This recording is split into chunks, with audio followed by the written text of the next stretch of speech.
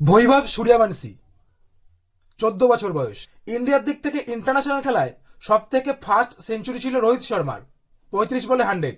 আজকে 14 বছরের একটা ছেলে নাম সূর্যবংশী 35 বলে সেঞ্চুরি করলো।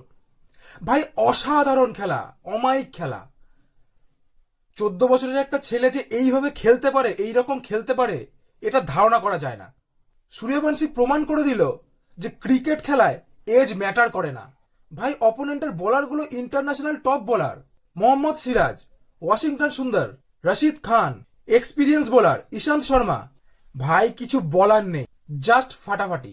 আইপিএল 2025-এর 47 নম্বর ম্যাচ ছিল গুজরাটের সাথে রাজস্থানের।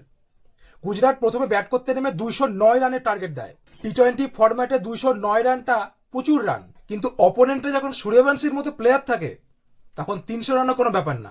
209 রান মাত্র 15 ওভার 5 বলে চেস করে দিয়েছে।